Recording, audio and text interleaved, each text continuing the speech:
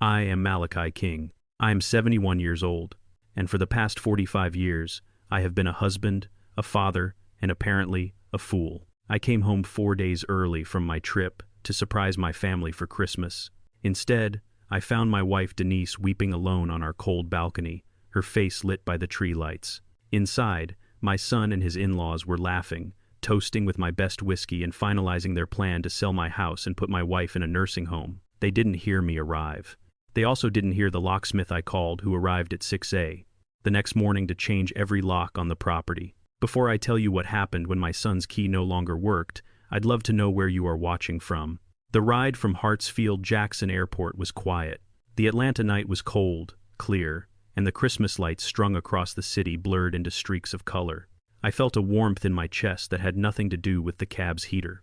71 years old, and I still felt like a kid on Christmas morning. I loved surprising my wife, Denise. I'd been in Asia for 3 weeks. This trip was different. It was the last one.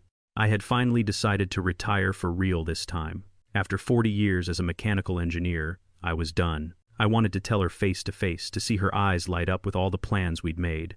We were going to see the world, not for my work, but for us. I paid the cab driver and stepped out onto the familiar cobblestone path of our Inman Park home. This house was our life. We'd bought it in the 72nds when nobody wanted to live here. We'd poured our sweat and savings into it for 45 years. We'd raised our son, Darius, within these walls. But as I approached the door, something felt wrong. The house was too bright and there was music playing. Not Denise's quiet jazz, but something loud, modern. I thought maybe Darius and Tiffany brought the grandkids over. But then I remembered we didn't have any grandkids. Not yet. I still had my old key. I slid it into the lock, turned it slowly, and eased the door open. The hallway was dark, but the living room was lit up like a Christmas tree. And that's when I heard it. Not the music, but under it. Someone was crying. It was a muffled, heartbroken sob. The kind of cry that tries to stay silent. I moved quietly. I'm a big man, 6'3", but I learned long ago how to be quiet, how to observe. The sound was coming from the sliding glass door that led to the balcony. I peeked through the slit in the curtains, and my heart just broke in two. It was Denise, my wife. She was standing in the freezing December cold, wearing only her thin house robe. Her arms were wrapped tightly around herself and she was shaking. Tears were streaming down her face as she stared blankly at the single string of Christmas lights Darius had put on the old oak tree in our yard. She looked small, defeated. I wanted to run to her to wrap her in my arms and ask who had hurt her. But then I looked into the living room and everything froze. My son Darius was sitting on my favorite leather armchair, my armchair. He was holding a heavy crystal tumbler filled with my best whiskey, the 2 5-year-old single malt I was saving for his birthday. He was laughing, a loud, happy laugh I hadn't heard in years. Sitting across from him were Tiffany, his wife, and her parents, Robert and Barbara. They were all dressed up. Tiffany wore a sparkling white dress, her blonde hair perfect. She was holding a new designer handbag, the kind I knew cost thousands of dollars. Her father, Robert, was smoking one of my cigars from my humidor. He was doing it in my house while my wife was crying in the cold just 10 feet away. I didn't move. I didn't breathe. I just stayed in the shadow of the hallway and listened. "I'm telling you, Robert," Tiffany said, her voice sharp and clear, cutting through the music. "It's a done deal. Darius finally agrees with me. We have to be serious about this." Robert swirled his whiskey. He had that arrogant look I'd always hated. "This house, the land it's on, this is prime Inman Park real estate. We're not talking about a small retirement fund. We're talking about generational wealth." "What about your mother?" "Barbara, Tiffany's mom," asked Darius. Her voice was like ice. "She seemed resistant the last time we talked." Darius waved his hand dismissively. That laugh again. "Oh, Mom. Don't worry about her. She'll do whatever I say. She always does. She's too weak to fight." My blood turned to ice. Weak? Denise, the woman who had taught in Atlanta's toughest schools for 30 years, the woman who raised him while I traveled for work, the woman who held this family together. Tiffany chimed in. "She's just lonely and depressed, Darius. Honestly, a nursing home would be perfect for her. She can make friends her own age. We'll find a nice one." "Exactly," Barbara agreed. "We've already looked at a lovely facility, Sunrise Meadows. It's top-notch. We just need her to sign the power of attorney. Once we have that, we can sell the house. Darius can invest his half of the money with Robert, and everyone wins. His half. They were already splitting my money. Darius shifted in his chair. He looked not guilty, but nervous. Are you sure she'll sign? She will, Tiffany said with a chilling confidence I'd never heard from her before. She reached over and placed her hand on her stomach. I told her this morning. I told her I was pregnant. Darius looked confused. What, you told her? I told her I was pregnant, Tiffany repeated slowly as if talking to a child. And I told her if she wants to be part of her grandchild's life, she needs to stop being so selfish and help the family. She'll sign by New Year's. She's desperate for a grandchild. I felt the bile rise in my throat. A fake pregnancy. A threat. They were using an imaginary child to blackmail my wife. My wife, who was still standing outside crying so hard her shoulders were shaking. I couldn't breathe. I couldn't move.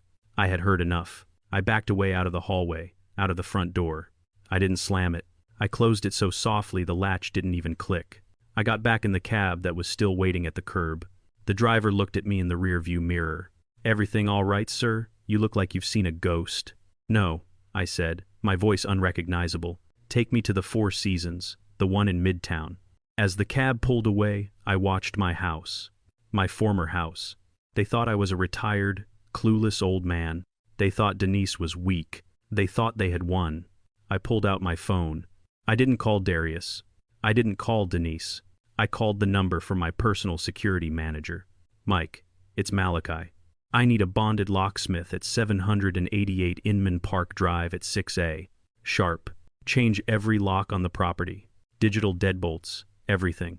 No exceptions. He didn't ask questions. Yes, mister. It's done. Then I made a second call. A number I knew by heart. Marcus, it's Malachi King. I know it's late. Wake up. We have a serious problem, and I need you at my house tomorrow at 8A. I left the Four Seasons before the sun was up. The locksmith was a professional, quick, and silent. He finished his work at 6:15 just as the first gray light of morning hit the Atlanta skyline. I paid him in cash and slipped back into my own home. It felt alien. The air was stale with the lingering smell of expensive cigar smoke and Tiffany's sharp perfume. I didn't turn on any lights. I walked into the dark living room, the scene of the crime, and I sat in my leather armchair, the one my son had been laughing in just hours before, and I waited. I waited for 45 minutes, listening to the silence of the house. I heard the old floorboards creak upstairs. I heard the toilet flush. At 7A, on the dot, I heard her footsteps slow and heavy coming down the stairs. Denise walked into the kitchen, her back to me. She went straight to the coffee pot. Her hands were shaking so badly that she spilled the dark grounds all over the white counter. She didn't clean it up. She just leaned against the counter, her head bowed, her shoulders slumped. Malachi, she whispered. I didn't say anything. I just watched her. She turned around slowly. When she saw me sitting there in the shadows, she didn't scream. She just made a small broken sound, a gasp as her hand flew to her mouth. Her eyes went wide with a terror I had never seen before. Malachi. Oh my God. She stumbled forward, one hand gripping the door frame. When did you get home? Why are you sitting in the dark? You scared me to death. I got home last night, I said. My voice was calm, cold, and it didn't sound like my own. I scared you. That's interesting because I was scared too. Denise. I was scared when I found my wife crying on the balcony while my son celebrated selling my house. The color drained from her face. She didn't try to deny it. She didn't try to lie. The strength that had held her up on that balcony, the strength that had held her together for months, just crumbled. She collapsed onto the floor right there by the kitchen island, and she wept. It wasn't the silent cry from last night. This was a storm, a gut-wrenching, soul-tearing sob that came from a place of deep, profound shame. I didn't know what to do, she choked out, her words broken by her cries. I'm so sorry, Malachi. I'm so sorry. I didn't move from my chair. I didn't go to her. I couldn't tell me everything, I said, from the beginning, and she did. It all came pouring out, a torrent of manipulation and fear that had been building for 6 months. It started right after Darius got that promotion at Robert's company. A promotion I now realized was just part of the trap. It started with suggestions. Tiffany the snake would come over for dinner. Oh, Denise, she'd say, this house is just so big for 2 people. Aren't you worried about the stairs? Aren't you tired of all the upkeep? Then Robert and Barbara got involved. They started talking about their own brilliant retirement. They used words like liquidating assets and smart investments. Robert's company, Denise whispered, her voice trembling. They said Robert's company was the future. Sterling Innovations. And they said if we sold the house, just sold this one asset, Robert could flip the money. He promised to double it in a year. He said it would be enough to take care of us and set Darius and Tiffany up for life. I just stared at her. My wife, a retired teacher with a master's degree, falling for a cheap scam pitched by her own son. I told them no, she insisted, crying harder. For months, I told them no. I told them this house was our home. It was where we raised Darius. It was where your memory is. And Darius, I asked, where was my son in all of this? Denise's face crumpled. He agreed with them, Malachi. At first, he was quiet, but for the last 2 months, he's been the one pushing the hardest. He said I was being selfish. He said I was hoarding wealth. He said we owed it to him for all the modest years he had to endure growing up. Modest. We gave that boy everything. Private school. A car when he turned 16. We paid for his entire college education at Emory. We paid the down payment on his first condo, and he called it modest. They want to put us in a nursing home. Malachi, she said, her voice barely audible. They call it assisted living, but it's a home. They showed me the brochure, Sunrise Meadows. Tiffany said it was perfect, that I could make new friends. The air in the room was thick with her shame. And last night, I said, my voice like gravel, last night wasn't just talk, was it? She shook her head, unable to look at me. They gave me an ultimatum. They said they were tired of waiting. They wanted me to sign the listing agreement today before you got home. And what was the threat? I asked, already knowing the answer. Denise finally looked at me, her eyes filled with a pain that went beyond the betrayal. The baby. What baby? Tiffany, she sobbed. She told me last night she's pregnant, she said. She said if I didn't sign the papers by New Year's, if I didn't stop being difficult, they would move away, and they would make sure I never ever saw my grandchild. The lie. The final, filthy lie. Using an imaginary child as a weapon to steal from us. I stood up. The cold rage I felt in the cab last night had settled into something hard and heavy like steel. I looked at my wife, crumpled on the floor. I still loved her.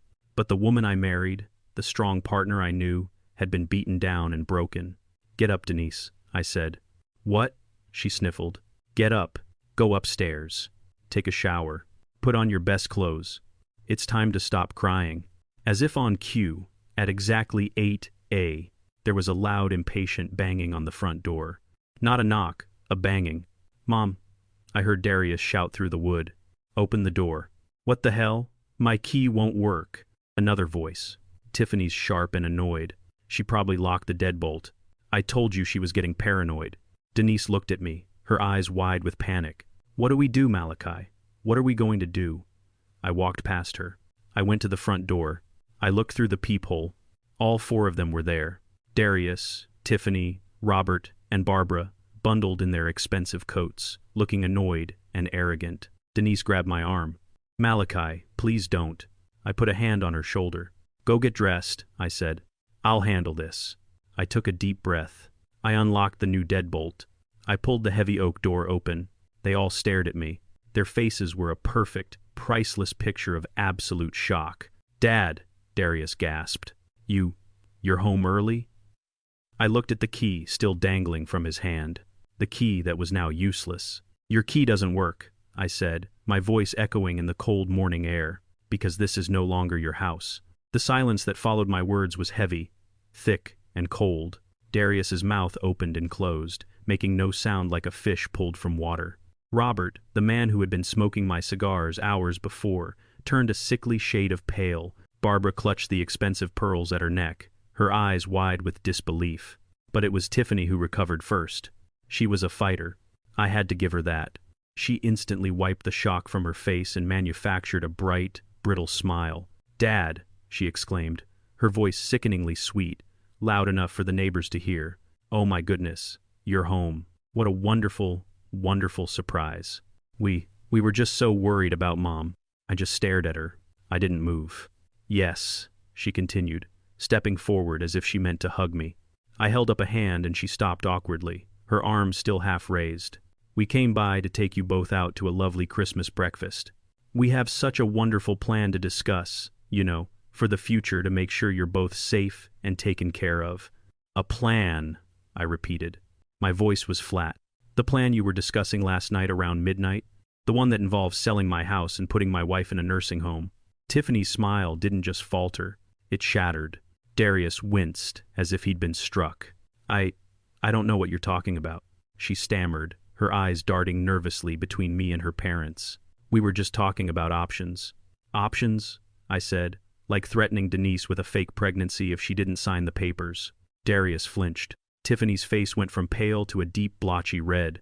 How dare you listen in on a private?" She was about to continue, but a low rumble interrupted her. A car, a black Mercedes Maybach, the kind you don't see in Inman Park every day, pulled up silently to the curb behind them. It was long, sleek, and screamed a level of wealth that Robert and Barbara only pretended to have. My wealth. The back door opened, and a man stepped out. He was in his 52nds, tall, sharp, and wore an impeccably tailored dark pinstriped suit. He carried an expensive leather briefcase. This was Marcus Bilal, my lawyer, my confidant, the man who had managed my real portfolio for the last 20 years. The four of them turned to look at this new arrival. They looked confused. This man, this car, did not fit their narrative of the poor, retired, clueless old engineer. Bilal walked right past them as if they were nothing more than garden gnomes, stepping onto my porch. "King, Mrs. "King," Bilal said, his voice deep and professional. He nodded respectfully to me, and then to Denise, who was now standing nervously behind me in the doorway wearing her nice blue dress. "Thank you for seeing me on such short notice. I have the initial documents you requested." He opened his briefcase, clicked a pen, and handed me a folder. "This is the updated deed for the foundation ready for your signature." Denise looked at me confused. "Foundation? Malachi, what?" I just patted her hand. "We'll talk about it later, dear. Business first." Then Bilal turned his full, undivided attention to the four people still standing on my walkway. He looked at them not as people, but as a mild inconvenience and obstacle to be cleared. He pulled 2 thick formal envelopes from his briefcase. "Are you Darius King?" he asked. Darius just nodded, his throat working, but no sound coming out. Bilal handed him the first envelope. "You have been served. And you are Tiffany King." Tiffany flinched. "What is this? What is going on?" Bilal handed her the second envelope. "You have also been served." "Served?" Darius yelled, his voice finally returning. He tore his envelope open. "Served with what? I don't understand." "That," Bilal said, his voice cutting through the crisp morning air, "is a temporary restraining order filed by my clients, Mr. and Mrs. It legally prohibits you, your wife, and her parents, Mr. and Mrs. Robert." He paused to look at them with disdain, "from contacting, harassing, or coming within 500 feet of this property." "What?" Tiffany shrieked, her voice cracking. "On what grounds? This is our family." "On the grounds," Bilal said, reading coolly from a document, "of elder harassment, conspiracy to commit fraud, and emotional extortion. My clients have documented evidence and recordings that you have engaged in a systematic campaign of intimidation to illegally seize their assets." Extortion. The word hung in the air. Robert and Barbara looked horrified, not because of the accusation, but because they had been publicly named. Tiffany, however, recovered faster than any of them. The fear on her face disappeared, replaced by a cold reptilian fury. "This is ridiculous," she screamed, crumpling the legal papers in her fist. "This is insane. We are the victims here." She pointed a trembling finger at me. "He's the one threatening us. He's delusional. He's been in Asia for 3 weeks. He's probably got jet lag. He doesn't even know what he's saying." She turned to her parents and then back to us, her voice rising hysterically. A performance for the whole neighborhood to hear. We were trying to help them. We were trying to protect them from themselves. He's the one who's not well. She then turned her venom on Denise, who shrank back behind me. "And look at her. Just look at her. She's been crying for 6 months. She's depressed. She's paranoid. She told me just last week she thought she heard someone in the house. She's losing her mind." Denise looked at me horrified. I thought I did." Tiffany smiled. It was a cruel, triumphant smile. She turned back to Bilal. "You can't serve us, counselor. We are the only family they have. This isn't extortion. This is a family intervention. She took a step back, grabbed Darius's arm, and her voice became dangerously calm, more frightening than her yelling. In fact, thank you for this. You've just proved our point. You've proved that my father-in-law is erratic, paranoid, and a clear danger to himself and others. She looked past me into my house as if she already owned it. You think you're smart, Dad? You think you've won? We're not trying to steal your assets. We're trying to manage them because neither of you, she said, pointing a perfectly manicured finger at me and then at my wife, are mentally competent to do it yourselves. Tiffany's accusation hung in the air, thick and poisonous, mentally competent. The words were a declaration of war. Before I could respond, Robert, her father, stepped forward. He physically moved in front of his daughter, placing a calming hand on her shoulder as if to say, "Let the men handle this, dear." He straightened his already perfect suit jacket. He was the picture of suburban success, the kind of man who measures his worth by the car he drives and the golf club he belongs to. "Malachi," he said, using my first name with a familiarity that made my skin crawl. "Let's all just take a breath. My daughter is emotional. This is a stressful day for her. She clearly got off on the wrong foot." He was projecting an aura of calm, reasonable authority. The adult in the room, "Look," he said, gesturing vaguely at the legal papers Bilal was holding. "Let's put aside all this drama. This isn't about lawyers or restraining orders. This is about family, and more importantly, it's about common sense." I just stared at him. Bilal beside me was perfectly still. "You've done a wonderful job with this house," Robert continued, his tone deeply patronizing. "A real fixer-upper, and you've timed it perfectly. The market in Inman Park is white-hot. This property," he gestured to my home, "is sitting on a gold mine." "A gold mine, Malachi." He leaned in, lowering his voice as if sharing a secret. "But a gold mine is worthless if you just sit on it. It's dead money. It's just brick and wood. It's not working for you. You're 71. Denise is what, 69? You two don't need all this space. You don't need the maintenance, the taxes, the stairs. What you need is security, liquidity." He smiled, proud of his financial buzzwords. "That's all we were trying to say. We want to help you realize the value of this asset. We want to help you transition." "Transition?" I repeated. The word felt dirty. "Exactly. Sell the house, take that money, and let me put it to work for you. Let me put it into Sterling Innovations." He saw the blank look on my face and chuckled. "My company, we're on the cutting edge. New battery technology. It's the next Tesla, Malachi, the next Apple. We're doing revolutionary things." I had to play my part. The part they had written for me, the confused, simple-minded old man. I let a look of curiosity cross my face. I tilted my head.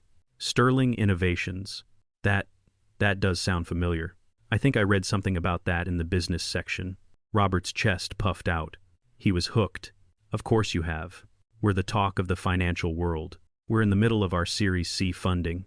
The projections are, well, frankly, they're astronomical." I stroked my chin. "Battery technology, you say? That's complex stuff. Is it stable? I mean, I'm just an old engineer, but that sounds risky." Robert laughed. A loud, booming laugh that grated on my nerves. "Risk? That's the difference, Malachi. You see risk, I see opportunity. You have to spend money to make money. We are talking about a patented lithium polymer breakthrough that will revolutionize everything. Electric cars, home energy, military applications. This isn't a risk, Malachi. It's a sure thing." "Tell me more," I said, my voice filled with false admiration. "It sounds very promising." Robert was in his element. He was the big shot explaining the world to the little old man. "We're projecting a 500% return within 18 months, he said, pulling a number out of thin air. "You give me the $500,000 from this house and I'll turn it into $5 million. Darius will be set for life. You and Denise will be set for life.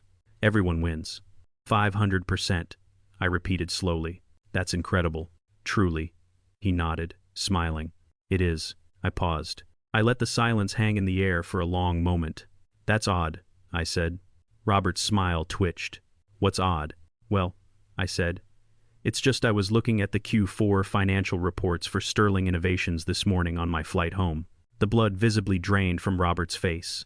His smile vanished. Tiffany and Darius, who had been watching this exchange with growing confidence, suddenly tensed. "What? What reports?" Robert stammered. The reports filed with your creditors, I said. The numbers in those reports tell a very different story. They don't project a 500% gain. They project, let me see if I remember this right. Oh, yes. A $14 million operational deficit and an immediate intent to file for Chapter 11 bankruptcy within the next 30 days. Robert looked like I had just punched him in the stomach. He was pale. He was shaking. That's slander, he sputtered. Those are private documents. How did you get those? Oh, I have them because they were sent to all major creditors, I said. Which brings me to my next point. I turned to my lawyer. Bilal, what's the name of the fund that currently holds the largest unsecured debt position in Sterling Innovations? Bilal looked at his papers. That would be the Apex Technology Fund, Mr. They hold $22 million of his defaulted bonds. Robert looked like he was going to be sick right there on my walkway. Apex Technology Fund, I said, looking Robert dead in the eye. That's also risky. It's an investment I made 40 years ago when I sold a patent for a pressure valve system I designed. I let him connect the dots. I watched his mind race, the realization dawning in his terrified eyes. I leaned in close so only he, Tiffany, and Darius could hear me. I didn't just found Apex, Robert. I am Apex. I own the whole damn fund, which means as of this morning, I own you. Darius was the first to find his voice. It was a hoarse whisper, barely audible. Dad, what are you talking about? What is Apex? You're an engineer. You're retired. He looked around, his eyes wide and desperate, searching for someone to confirm the reality he had known his entire life. He's confused, right, Tiffany? Tiffany was silent. Her eyes, which had been blazing with arrogant fire just moments before, were now narrowed, calculating. She was smart enough to know I wasn't bluffing. You're joking, Darius pleaded, his voice rising, cracking. This has to be a joke, right? A sick, cruel joke. You're not. You can't be, his voice trailed off. He looked at my face, searching for the simple, retired father he'd always known. The man he had dismissed, the man he planned to dispose of. He didn't find him. He found me. You're a mechanical engineer, he said one last time, his voice small, pathetic. You worked at the plant. We lived modestly. I said, my voice calm. I was a mechanical engineer, and I was a very good one. I looked past him, past the manicured lawn to a time 40 years ago. When I was a young man at Georgia Tech, I designed something small, a pressure-actuated relief valve system for high-temperature fluid dynamics. It wasn't flashy. You wouldn't even know what it was if you looked at it, but it was revolutionary. I looked at Robert, who was now sweating visibly through his expensive shirt. It became the standard in offshore drilling, and then in chemical plants, and then in nuclear reactors. I turned back to my son. I sold that patent, Darius. I sold it in 1983 for what seemed like all the money in the world, but I didn't want that money to define me. I didn't want it to define you. I let that sink in. The only sound was a distant siren. I'd seen what unearned wealth does. I saw it destroy my own family. Saw my uncle drink himself to death over an inheritance. I swore that would never happen to my son. So, I took that money and I gave it to a friend from college, the smartest financial mind I ever knew. I told him to make it grow, but to keep it quiet, and that's what he did. His name is Marcus Bilal. Darius's eyes flickered to my lawyer, who stood impassive like a statue. He founded the Apex Technology Fund. And while I went to work at the plant every day for 40 years, while your mother taught school, while we lived in this house and clipped coupons, that fund grew. It grew from millions to tens of millions. And then when the tech boom hit, it grew into 9 figures. 9 figures? Tiffany whispered. It was a choked sound, the sound of a dream dying. I lived modestly because I wanted you to learn the value of $1. I wanted you to learn how to work, how to sweat, how to build something of your own. I wanted you to be a man, Darius, not just a rich man's son. I looked at him, my heart aching with a sadness so deep it felt like a canyon. I failed. I gave you everything. The education, the down payment on your first condo, the opportunities. But I didn't teach you character. I protected you so much that I made you weak. I made you easy prey for people like this. I gestured toward Robert and Barbara. I wanted you to understand hard work. Instead, you just grew to resent me for it. You felt you were enduring a modest life while you were waiting for me to die so you could get this house. This house, which I assure you is barely a rounding error in my portfolio. My son had no answer. He just stared at the ground. So, I turned my attention back to the real criminal. So, you see, Robert, I said, stepping closer to him, I don't just own your debt. I am the man you've been lying to for the last 3 quarters. Robert was trembling violently now. It was a bridge loan. The market shifted. I can explain.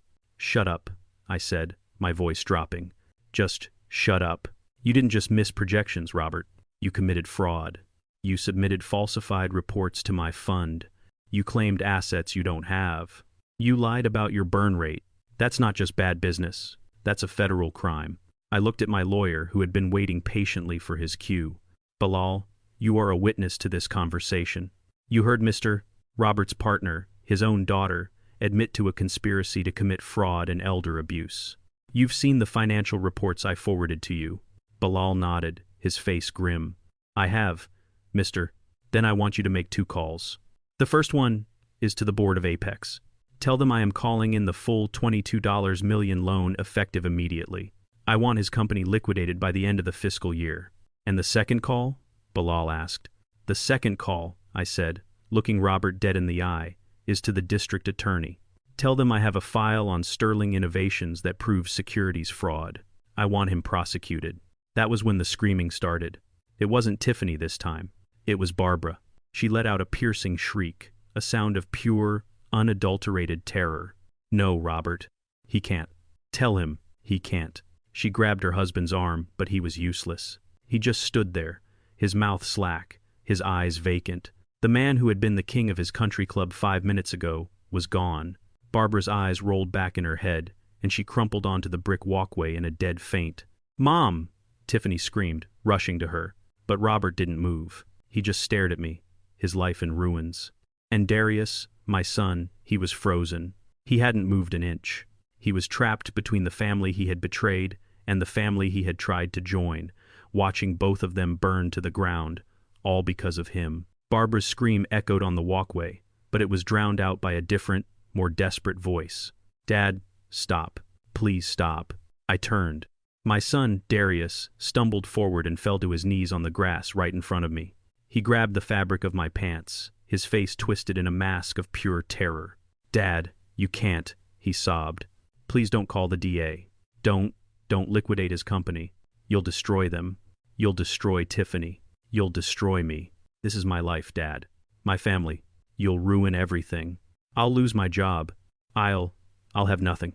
I looked down at my son, my 40-year-old son, kneeling on the lawn, begging me to protect the very people who had conspired to destroy his mother. I felt nothing. No anger, no pity. Just a cold, empty void. You'll have nothing, I said, my voice low and hard. You are worried about your job, about them. You stood in my living room last night, Darius, while your wife and her parents laughed about putting Denise in a nursing home. You heard them. You agreed with them. I crouched down slightly, forcing him to meet my gaze. Where were you when your mother was crying on that balcony? Where were you when she was so terrified of you all that she couldn't sleep? Where was this passion for your family then? You made your choice, son. You chose them. You chose their lies over your own blood. I didn't know, he pleaded. I didn't know about the money. I didn't know he was broke. You knew. A new voice shrieked. It was Tiffany. She had gotten to her feet, leaving her mother sobbing on the ground. Her face was pale, her expensive dress was dirty, and her eyes were filled with a venom so pure it was terrifying. She wasn't just beaten, she was cornered. And a cornered animal is the most dangerous.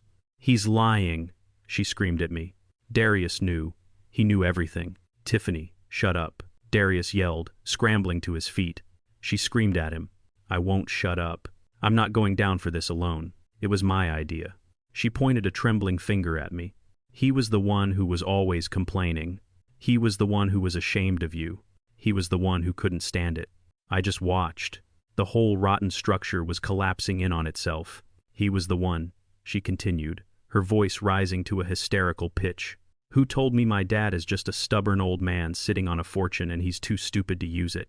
He was the one who was embarrassed to bring me here. He was the one who hated living in that tiny condo while his father acted like a poor, retired old fool. She turned to me, tears of pure rage streaming down her face. You selfish old man. You had 9 figures.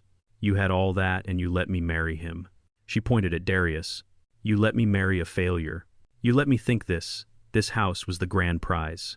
I wouldn't have even looked at him if I knew he was just what? Tiffany? Darius whispered, his face ashen. A disappointment. She shrieked. A weak, pathetic man who couldn't even stand up to his own parents. I told him to be tough. I told him to take what was ours. I told him his mother was weak and would sign anything if he just pushed her. I had to. I had to marry him, just to have a chance at a better life, just to get this house.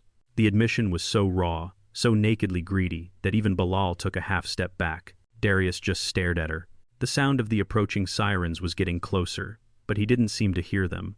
He looked at his wife, the woman he had chosen over his own mother, as if he was seeing her for the very first time. What?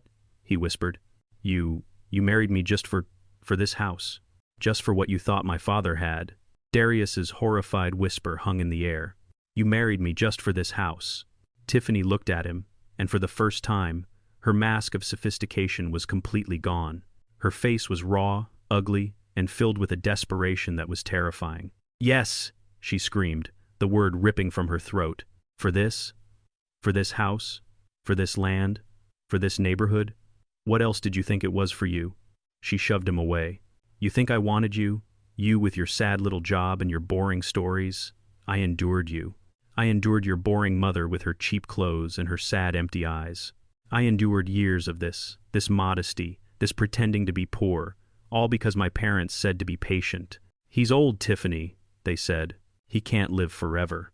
Secure the asset. Just get the house. Her eyes, wild and bloodshot, found mine.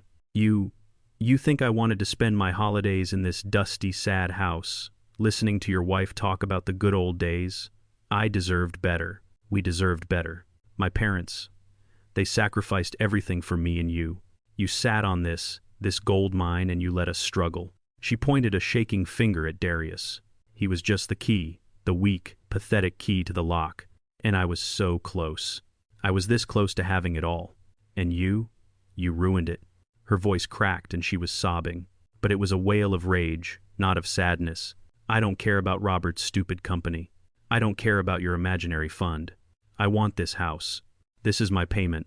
This is what I am owed for wasting the best years of my life on your pathetic son. I didn't raise my voice. I didn't shout. I didn't even move from the porch. I just laughed. It was not a happy laugh. It was a cold, dry, joyless sound that cut right through her screaming. It stopped her. It stopped everyone. The first police siren was getting closer now, but in that moment, the only sound was my laughter echoing in the cold morning air. Tiffany stared at me, her chest heaving, her beautiful hair a tangled mess. What's so funny, old man? I wiped a single cold tear from the corner of my eye. You, I said, you are what's funny. All of this, all your scheming, all your lies, all your wasted youth, as you put it. I gestured to the beautiful 2-story brick home behind me. All for this. I took a step toward her. Tiffany, after everything I just told you, after I explained that I own a 9-figure investment fund, you still think this house, this plot of land in Inman Park, you still think this is my greatest asset? I shook my head slowly. You truly are a fool. Her face contorted. What do you mean? It's worth millions? The land alone? It's a rounding error, Tiffany. I didn't answer her. I just turned my head slightly to my lawyer, who had been watching this entire exchange with the quiet patience of a hunter. Bilal, I said, my voice calm again. I believe you have file B for them. Bilal nodded once. He reached back into his immaculate leather briefcase, past the restraining orders, past the fraud reports, and pulled out a simple, slim manila folder. He didn't hand it to them. He opened it himself. File B, Bilal announced, his voice projecting clearly for everyone on the lawn to hear. This is a copy of a fully executed and recorded quitclaim deed. It is dated June 12th of this year, 6 months ago. He held up the front page. As of that date, Bilal continued, Mr. Malachi King and Mrs. Denise King legally and irrevocably transferred their full unencumbered ownership of the property located at 788 Inman Park Drive. Darius looked up, his face a mask of confusion, a desperate, pathetic hope dawning in his eyes. Transferred to who? To me, Dad. Is it in my name? Tiffany's eyes were glued to the paper, searching, scanning for a loophole. Who? She hissed. No, Mr. King, Bilal said, his voice void of all emotion. Not to you. He paused, letting the weight of the moment settle on them. The property was transferred in its entirety to a non-profit charitable entity. This house, it no longer belongs to your family. It hasn't for half a year. The sound Tiffany made was not human. It was a strangled, agonizing wail that came from the depths of her soul. He's lying. That's illegal. You can't. We'll fight it. We'll contest it. You can't just give away our inheritance. Robert, who had been frozen in place, finally found his voice. It was a hoarse whisper. Who? Who did you sell it to? I looked at him, this man who had tried to build his failing empire on the ruins of my family. I looked at Tiffany, who was now clinging to Darius, sobbing hysterically. I looked at my son, who just looked empty. And finally, I looked at my wife, Denise. She was staring at me, her eyes wide, but the fear was gone. It was replaced by a look of stunned, dawning understanding. And for the first time in 6 months, I saw a flicker of her old strength return. I didn't sell it, Robert, I said, as the first police car, its blue and red lights flashing, turned the corner onto our street. I told you I gave it away. To who? Tiffany shrieked. I donated it, I said. This house, this land, and every single thing inside it now belongs to the Denise King Foundation for victims of domestic and emotional abuse. I looked at my wife. I named it after your mother, Darius, the woman you all tried to destroy. The flash of the police lights on Robert's face was the only thing that broke the stunned silence. 2 uniformed officers stepped onto the grass, walking past Tiffany, and moved directly to her father. Bilal, ever the professional, did not miss a beat. He stepped forward, his voice cutting through the tension, loud enough for the officers and the rapidly gathering neighbors to hear. And furthermore, Mrs. King, he said, addressing Tiffany, who was still hyperventilating, your very public admissions just now, admitting to a multi-month conspiracy to defraud your mother-in-law and a plan to have her declared mentally incompetent for financial gain, have been noted. What? What admissions? She gasped, her eyes darting to the police. Your voluntary confession, Bilal stated, witnessed by all parties present, solidifies our case. He looked at me. Miss King, based on these admissions, our case for emotional distress is no longer just a threat. It is a certainty. He then turned back to Tiffany and Darius, who looked as if he had been turned to stone. On behalf of Mrs. Denise King, Bilal announced, we will be filing a civil suit this afternoon seeking $5 million in damages for intentional infliction of emotional distress, conspiracy to commit fraud, and elder harassment. We will be filing an injunction to freeze any and all known assets of Mr.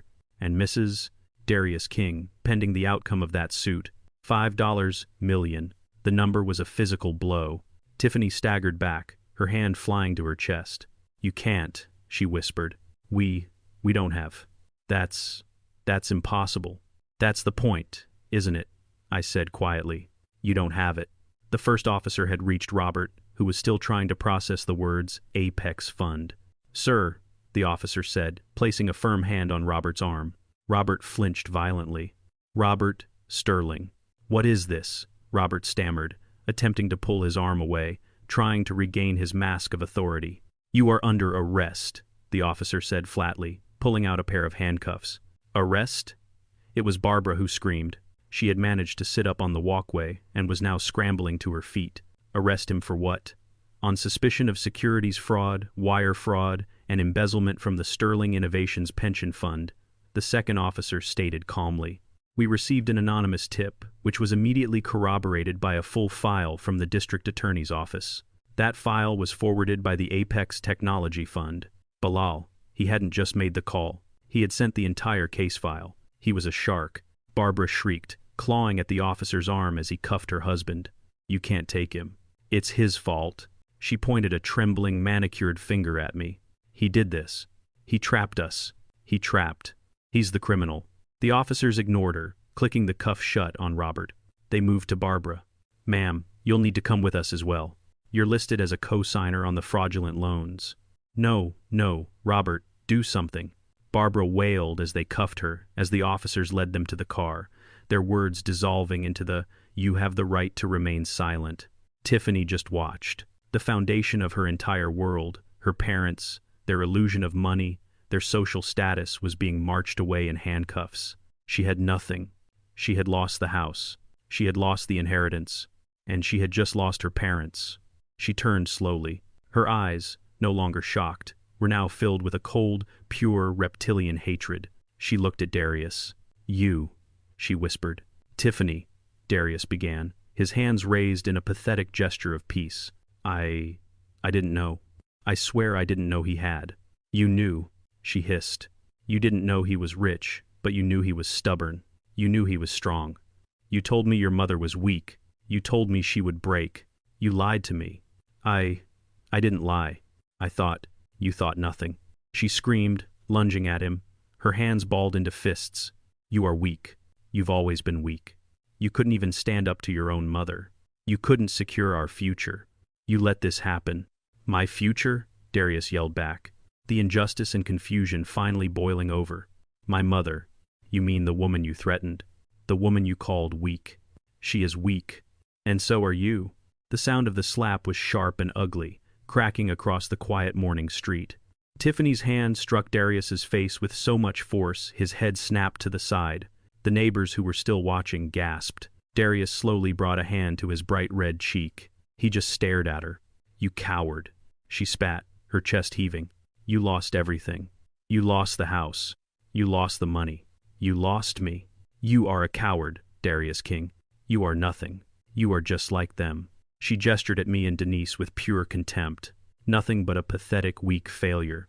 Darius didn't say a word. He just stood there, his cheek blazing red, his eyes completely empty. He had just watched his entire world detonate. His wife despised him. His parents-in-law were in handcuffs. And his mother and I, we were strangers he had tried to rob. I had seen enough. The battle was over. The victory was total, but it tasted like ash in my mouth. I looked at my son, my only child. He was broken, utterly and completely broken, and he had done it all to himself. I turned to Denise, who was standing beside me, her hands clasped tightly in front of her. Her face was pale, her eyes filled with a deep, bottomless sadness, but she was no longer crying. She was standing tall. "It's over, Denise," I said to her. "It's done." I looked at Darius one last time. He was still standing frozen on the lawn as Tiffany continued to scream at him, blaming him, cursing him, her life in ruins.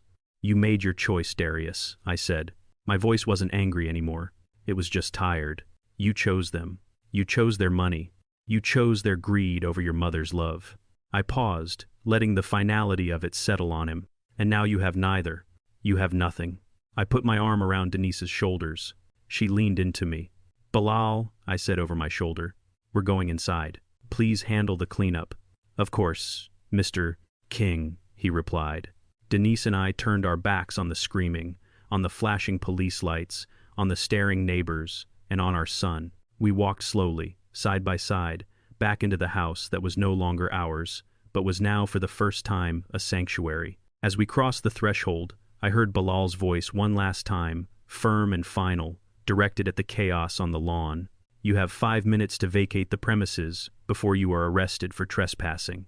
Then he stepped inside and the heavy oak door swung shut, closing them out of our lives for good. The heavy oak door clicked shut, plunging the living room into a sudden, muffled silence. The sound of the police sirens, Tiffany shrieking, and Darius's desperate pleas were cut off instantly. We were alone. For the first time in 48 hours, I was alone with my wife, Denise.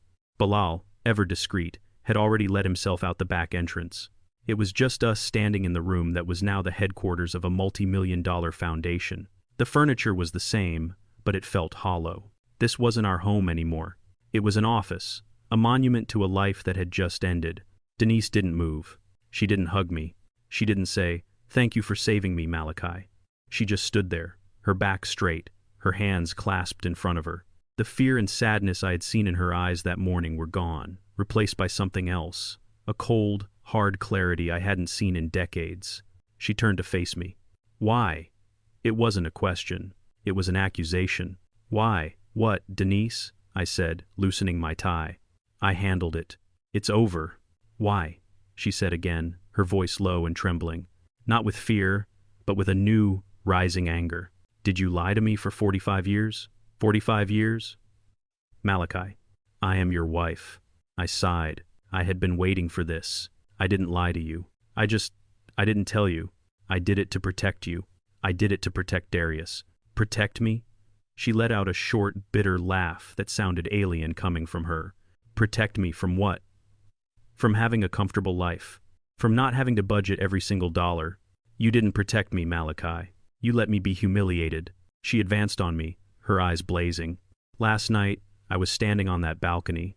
I was crying, Malachi. Crying because I was terrified of losing our home, a home you had already given away without even telling me.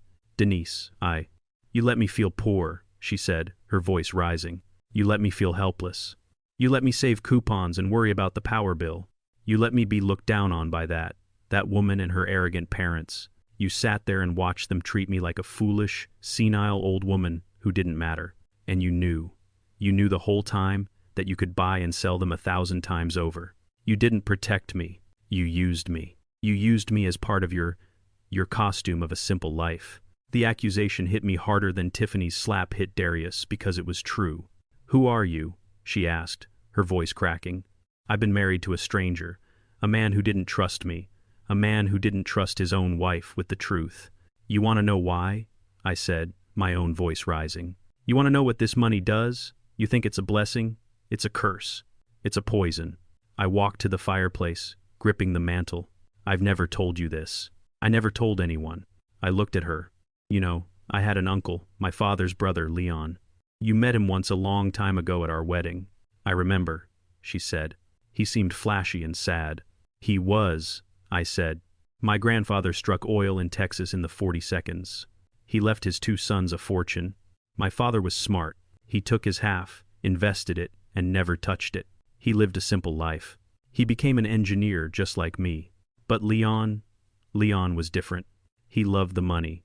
He loved the cars, the parties, the friends who were always around. I took a deep breath. The memory still burning after 50 years. He burned through it all. He chased bad investments, men exactly like Robert Sterling who promised him the world. And when the money was gone, his friends were gone. I was 22 years old, Denise. I had just graduated from Georgia Tech. I drove to his mansion in Buckhead because he wasn't answering the phone. The bank was foreclosing. The house was empty. All the expensive furniture had been repossessed. I found him, I whispered. I found him in his empty study. He had put a shotgun in his mouth. He left a note. It said, I am nothing without the money. He chose death over a life without wealth. Denise's hand went to her mouth. Oh, Malachi, I never knew. I swore that day, I said, my voice thick with the memory. I swore on his grave that I would never let that happen to my family. I would never let money be the center of our lives. When I sold that patent, I had a choice. I could have become Leon, or I could be my father. So, I hid it. I hid it all. I wanted Darius to grow up strong. I wanted him to learn the dignity of work. I wanted him to become a man who was defined by his character, not by his bank account. I didn't want him to be weak. I didn't want him to be like Leon. There was a long silence. Denise just stared at me, processing the weight of the secret I had carried for our entire marriage. Finally, she shook her head slowly. The anger was gone, replaced by a devastating, weary sadness. And look what happened, Malachi, she said softly. I looked at her confused. Look at what happened, she repeated, her voice stronger. You protected him so much that you broke him. Your silence didn't make Darius strong. It made him weak. It made him ashamed of us. He thought we were simple. He thought we were poor. You were so busy protecting him from your past, from becoming Leon, that you made him the perfect, easy target for Tiffany and Robert. You didn't protect our family, Malachi. You just built a different kind of prison. Before I could answer her, before I could even process the terrible truth of her words, my phone rang. It was a blocked number. I hesitated, then answered it. Hello, Dad. The voice was broken, choked with sobs. It was Darius. Dad, please don't hang up. She's gone. Tiffany. She took the car. She said I was a failure. She said she never loved me. My job called. Robert's entire board is being arrested. I'm fired. I'm ruined, Dad. His voice was a pathetic wail. I have nothing. I'm at a payphone on the highway. I don't have any money. Please, Dad, I'm your son. Please help me. I listened to the desperate, broken pleading of my only child. I looked at Denise. She was watching me, her face pale, her eyes hard as stone, waiting to see what I would do, waiting to see if I would fall back into the trap of protecting him. I pressed the end call button on the side of my phone. Click. The line went dead. Denise closed her eyes for a brief second. "Who was that?" she asked. I tossed the phone onto the armchair I had been sitting in. "No one," I said. "Just a wrong number." It was 3 days later. 3 days of an agonizing, heavy silence in the house. Denise and I moved around each other like ghosts, two strangers occupying the same space. The house was now officially the Foundation's headquarters, and a small, discreet staff had already begun setting up an office in the old study. We were living upstairs, like guests in our own memories. The phone calls from Darius had stopped. The silence from him was louder and more terrifying than his pleading. I was in the kitchen staring at a coffee cup when I heard a commotion at the front door. Not a banging this time, but a desperate, frantic sobbing. "Please, please, I just need to see him. Let me go." I recognized the voice. It was Tiffany. I walked to the foyer. Mike, the new security manager Bilal had hired for the Foundation, was standing in the open doorway, blocking her path. But this was not the Tiffany I had last seen. The woman screaming on my lawn, her face contorted with rage, was gone. The woman in her place was a wreck. Her expensive blonde hair was matted and greasy. She wore sweatpants and a stained t-shirt. Her eyes were red and swollen, her face puffy from days of crying. "King," Mike said, not turning. "This woman is demanding to see you. She is not on the approved list." "Let her in, Mike," I said. Mike looked surprised, but stepped aside. Tiffany stumbled into the foyer and just collapsed. She fell to her knees on the marble floor, her hands clasped in front of her as if in prayer. She didn't look at me. She just sobbed, her entire body shaking. "King, Malachi, please." She wept, her words barely coherent. "Please, you have to help me. I have nowhere else to go. My parents, they're in jail. Their assets are frozen. I'm going to be evicted. I have nothing. Nothing." I stood there, saying nothing. Denise had come out of the kitchen and was watching from the doorway, her face pale. "I know I don't deserve it," Tiffany choked out. "I know I was horrible. I was a monster. I know that. But it's not about me. It's not." She looked up, her face a mess of tears and desperation. She slowly, deliberately placed a hand on her stomach. "It's about your grandchild." Denise let out a small, sharp gasp. I lied before," Tiffany said, her voice frantic. "I wasn't pregnant then. I was just saying it to pressure your wife. But I am now. I'm 6 weeks pregnant. I found out 2 days ago." She fumbled in her pocket, pulling out a crumpled piece of paper, a positive test from a clinic. "It's Darius's baby. I swear it. I swear it on my life. It's his. It's your grandchild." She crawled forward, grabbing the hem of my pants. "You can't let your own grandchild be born on the streets. Please, Malachi, you're a rich man. You can set up a trust. You can help us for the baby. Not for me. For the baby." I looked down at her. The imaginary grandchild had been a weapon, and now the real grandchild was a shield. This was a new, more desperate, and more disgusting level of manipulation. Denise stepped forward, her hands shaking. "Is it true, Tiffany? Is it? Is it really his?" "Yes, I swear it," she cried. "I would advise against making any financial commitments based on that statement. Mr. The voice came from the study. Marcus Bilal walked out carrying his briefcase.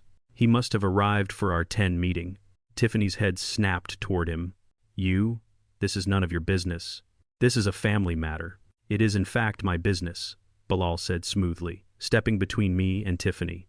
"As you are currently being sued by my client's foundation for $5 million and your family claim." He looked down at her stomach as usual, factually incorrect. "What do you mean?" Tiffany hissed, trying to get to her feet. "It's his baby. I can prove it." "That won't be necessary," Bilal said. He opened his briefcase. "As you know, Miss Tiffany, as part of the standard discovery process for your ongoing divorce from Darius King, your lawyer filed several petitions, In a desperate attempt to establish a claim on the King family assets, your lawyer filed a petition for spousal support and preemptive child support, a common legal tactic. To support that claim, he submitted a preemptive paternity test, which you took last week, hoping to prove the child was Darius's and secure funds. He held up the paper. We received a copy of that report from the court this morning, Miss Tiffany. According to this legally binding DNA test, the one you commissioned, the probability of Darius King being the father of your child is 0%.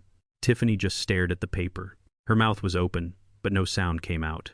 She wasn't just crying anymore. She wasn't breathing. "No," she whispered. "No, that's impossible. It's a lie. You forged it." "We did not," Bilal said, his voice like ice. "It was submitted by your own legal team. But we did take the liberty of running our own investigation. Our investigator, cross-referencing the phone and text records we obtained during the fraud discovery, has already identified the actual father." Bilal looked at his notes. "His name is Mr.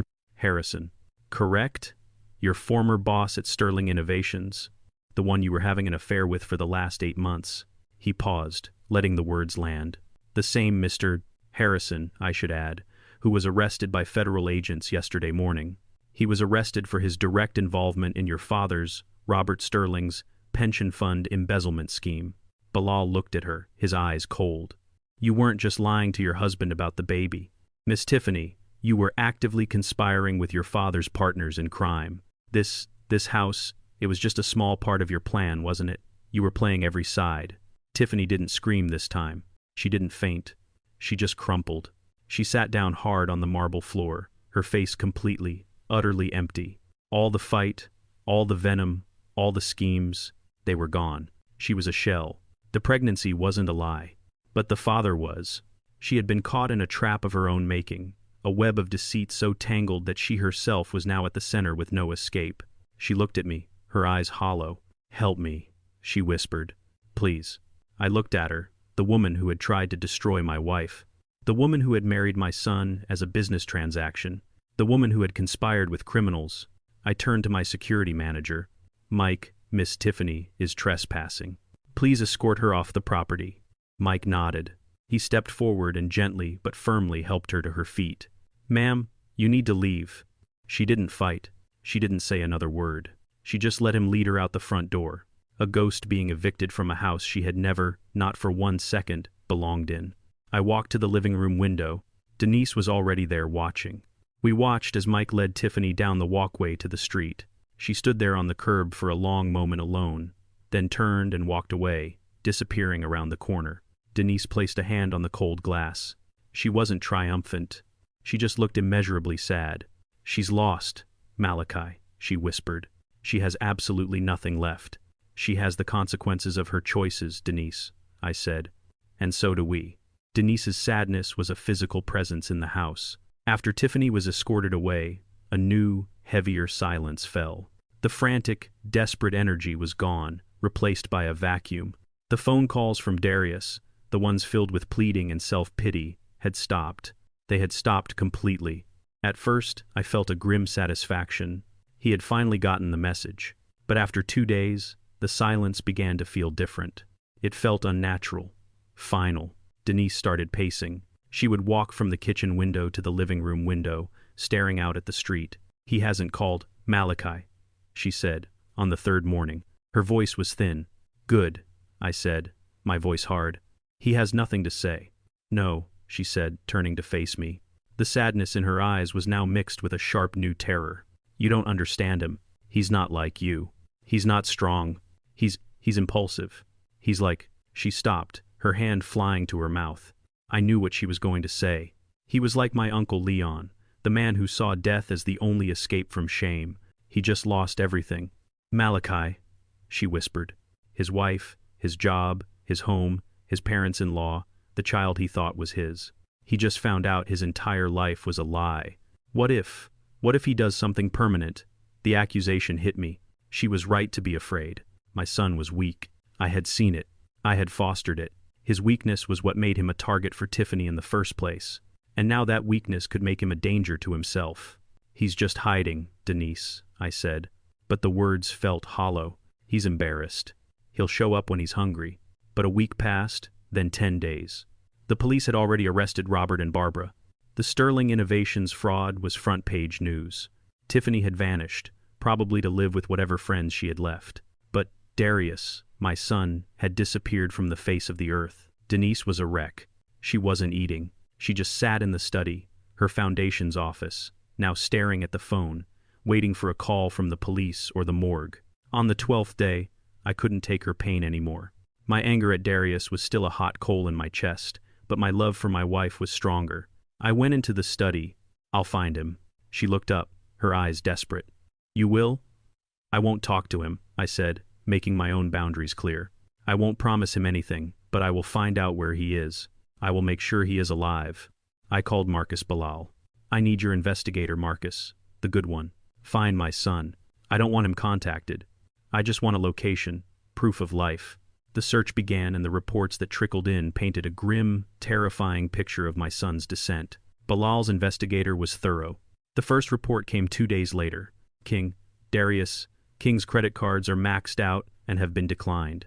His bank account is empty. His condo has been foreclosed on by the bank. His car was repossessed 3 days ago. I read the report to Denise. She just cried. The next report came 3 days after that. We have a potential sighting. A man matching his description was seen at a day labor call center in Forest Park. He used his social security number to register for work.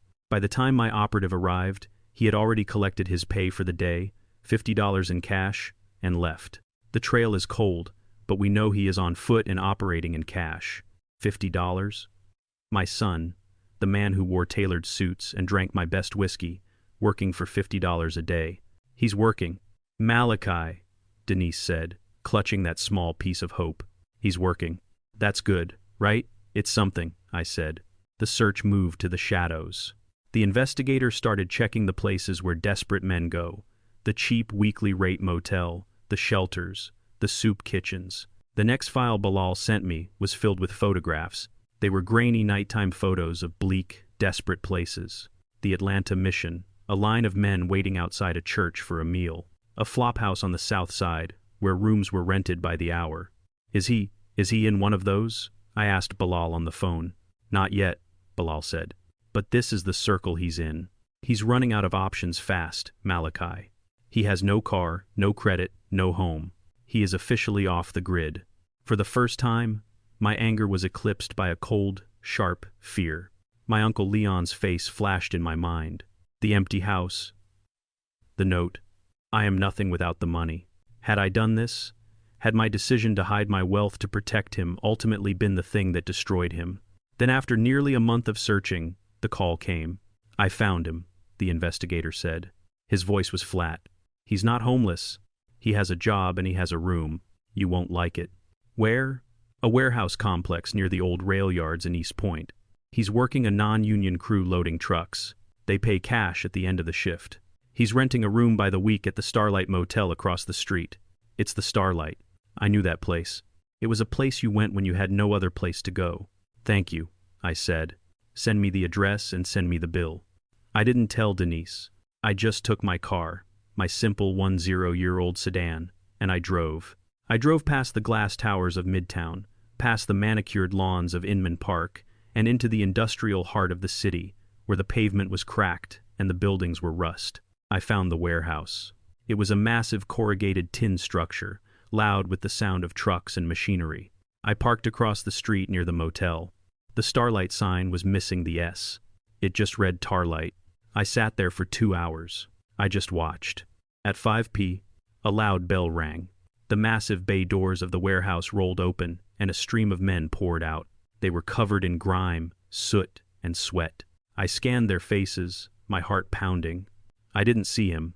My God, I thought, did he leave? Did I miss him? And then I saw him. I almost didn't recognize him. The son I knew was gone. The man who walked out of that warehouse was a stranger. He had lost maybe 30, 40 pounds. His face was gaunt, his beard matted and dirty. His clothes, a pair of old jeans and a torn t-shirt, hung off his frame. His shoulders weren't slumped with shame. They were slumped with a bone-deep physical exhaustion that I had never seen in him. I watched frozen as he walked over to a man with a clipboard and a metal cash box. The man checked his name, counted out some bills, and handed them to Darius. My son took the cash. He didn't even look at it. He just folded it and put it in his pocket. He didn't go to the motel. He walked past my car, his eyes fixed on the ground, and went into the small, dirty convenience store on the corner. I waited. 5 minutes later, he came out. In his hand, he held a loaf of cheap white bread and a small jar of peanut butter, his dinner. He started walking back toward the motel. He was almost past my car when he stopped. He must have caught his own reflection in the tinted glass. He paused, looking at the broken man in the window. Slowly, he turned his head. He saw me. He didn't run. He didn't beg. He didn't cry. He just stood there on the dirty sidewalk holding his loaf of bread. The exhaustion in his eyes was so profound it looked like a permanent stain on his soul. I opened my door and got out of the car. We stood there 10 feet apart. The only sound was a distant train whistle. He looked at me then, at the bread in his hands. He swallowed, his throat dry. "Hello, Dad," he said. His voice was a rasp. I couldn't find the anger. It was gone.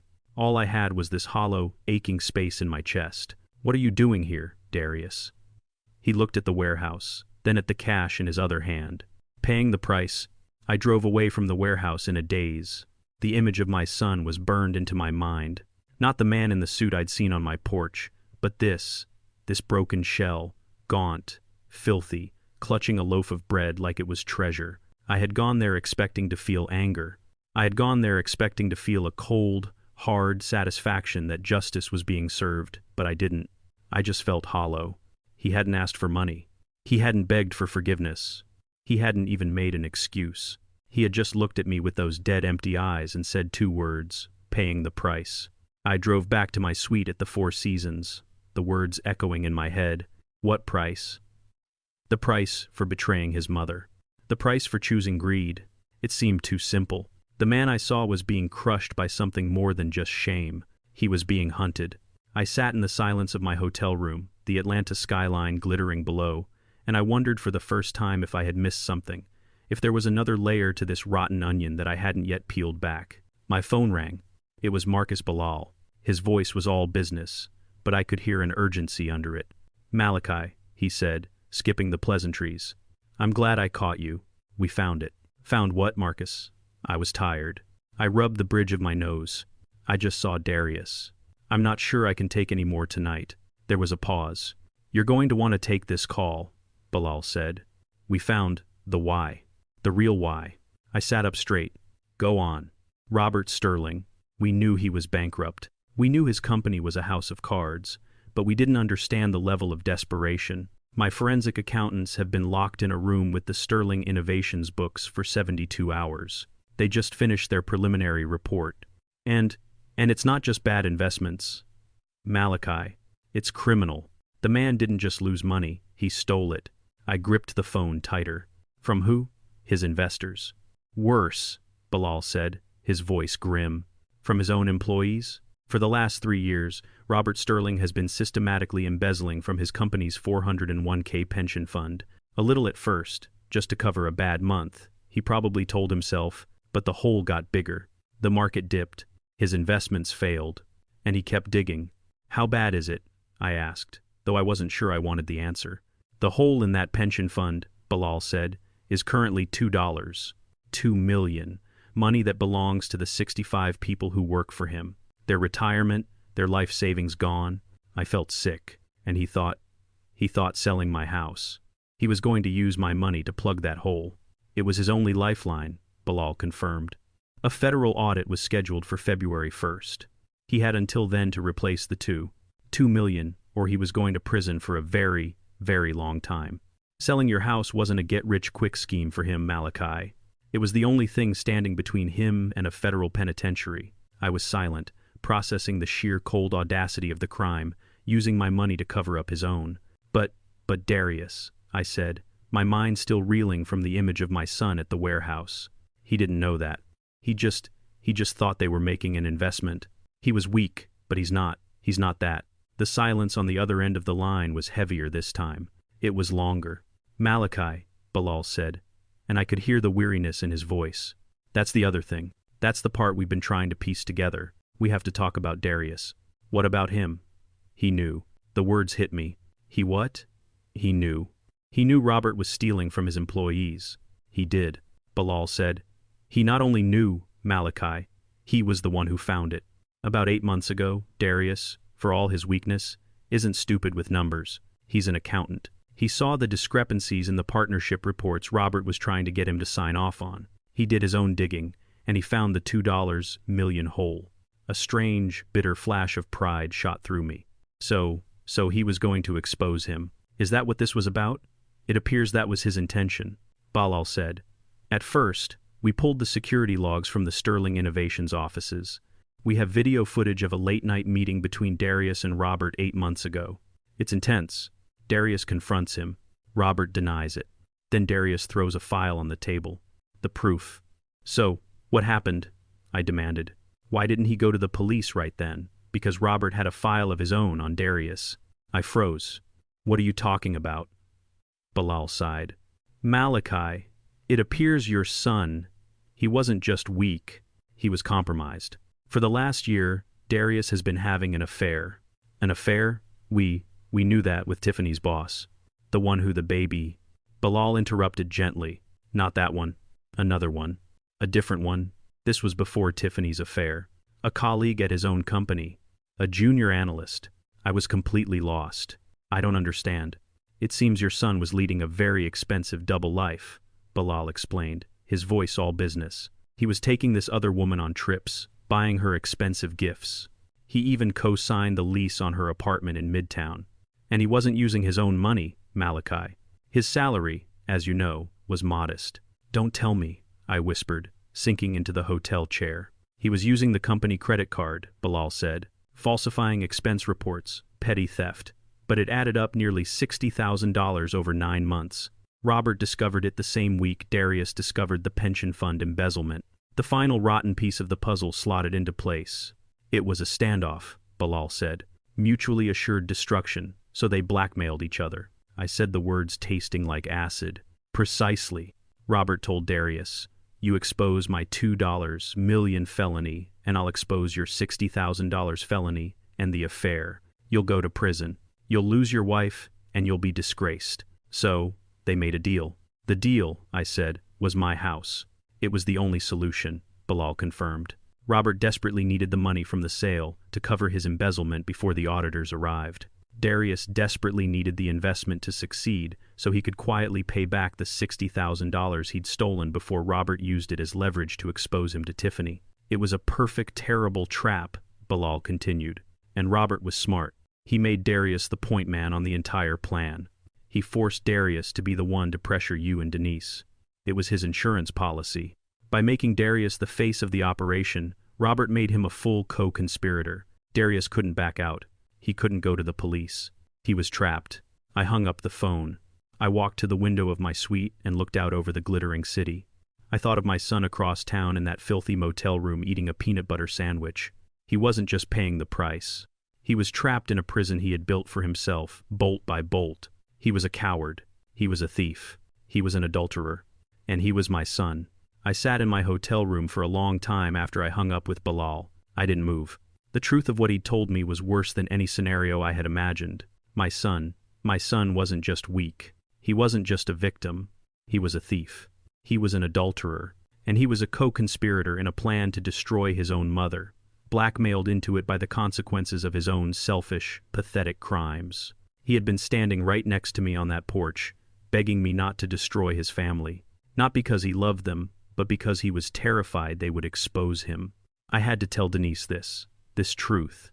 It belonged to her as much as it did to me. I drove back to the house, our house, the Foundation's house. I found her in the study, surrounded by boxes. She was packing up our personal lives, separating our 45 years of memories from what would now be an office. She looked up when I entered. The sadness was still there, but her hands were steady. She was working, moving forward. What is it now, Malachi? She asked. More bad news. I'm not sure I have any space left for it. I sat down on the edge of the desk. It's about Darius. It's the whole truth. I told her everything. I told her what Bilal had found. The affair with his colleague, the $60,000 in stolen company funds, the confrontation with Robert, and the mutual blackmail that had sealed all of our fates.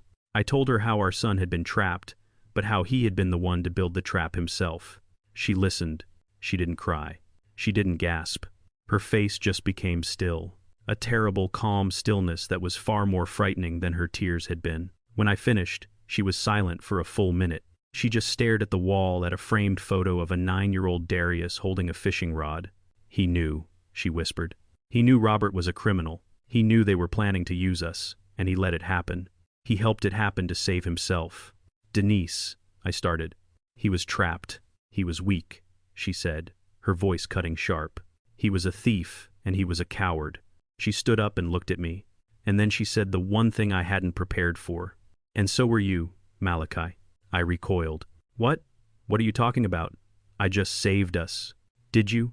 She said. You just told me a story about your uncle. A man destroyed by money. A man who put a shotgun in his mouth because he thought he was nothing without it. And you've spent 45 years running from that ghost.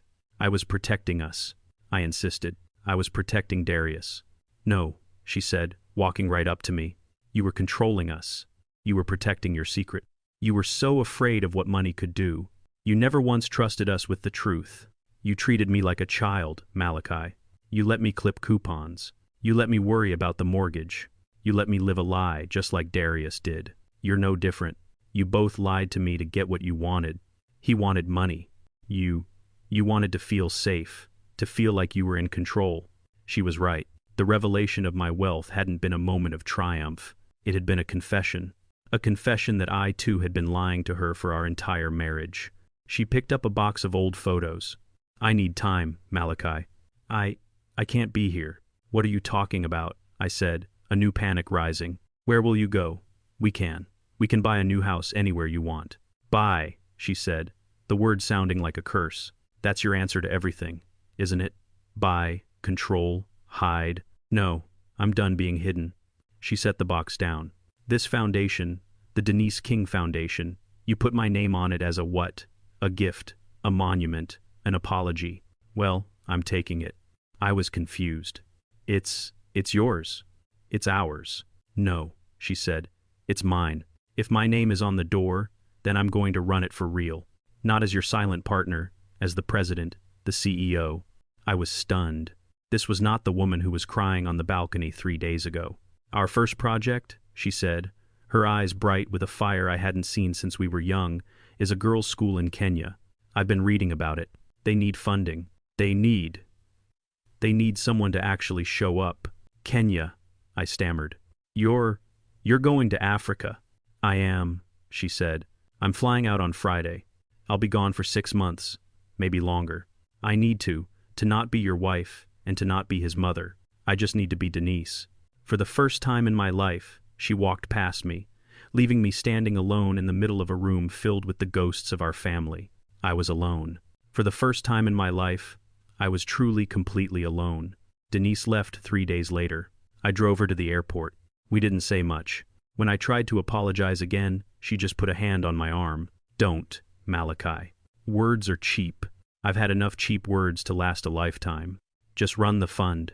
I'll be in touch. I watched her walk to the security gate, her back straight, not looking back. I went back to the house, the empty, silent house. The staff was there, working for the foundation, but they were strangers. I would sit in my armchair, the same one I'd sat in that first morning, and just think, Denise was right. My Uncle Leon had been destroyed by money. So, I had built a wall of lies to protect my son from it. But the wall didn't protect him. It just kept him ignorant. It kept him weak. I had raised a 40-year-old child, a man with no spine, no character, no understanding of the real world. And the moment a predator like Robert Sterling had sensed that weakness, he had pounced. I hadn't protected my son. I had prepared him for slaughter. I threw myself into the only thing I had left, the foundation. A year passed. That house, 788 Inman Park Drive, was no longer a home. It was unrecognizable.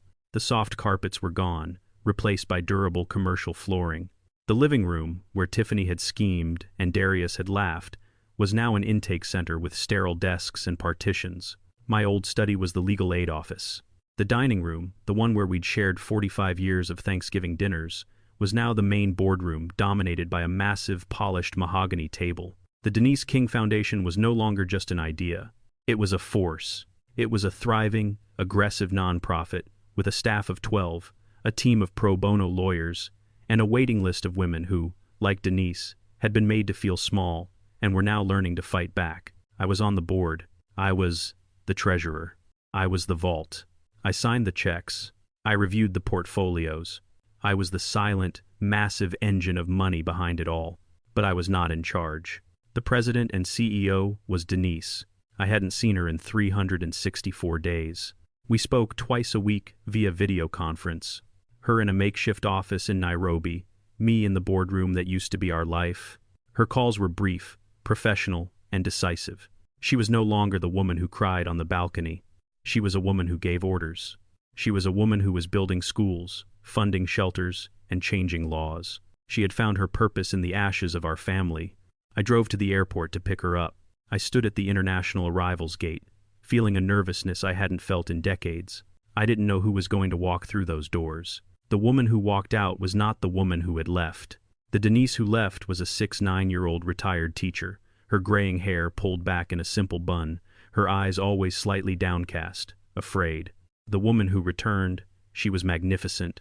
She wore white linen pants, a brightly colored Kenyan dashiki, and her hair was cut short, framing a face that was confident and strong. She walked with a speed and a purpose that made people move out of her way. She wasn't just confident, she was powerful. She saw me waiting and didn't run. She didn't even smile at first. She just walked straight up to me, her eyes clear and level with mine. "Malachi," she said. Her voice was rich, steady. "Denise," I replied. "You look incredible." "I feel incredible," she said. She didn't offer a hug. She offered a handshake. I took it. Her grip was firm. "The school in Nairobi is fully funded. We broke ground on the dormitory last week. The girls are asking for a computer lab next." We drove back. The silence in the car wasn't the heavy, agonizing silence of our last days together. It was a new silence. It was professional. It was respectful. We weren't a broken couple. We were colleagues. I, the man with the money. She, the woman with the vision. She was the CEO. I was just a member of her board.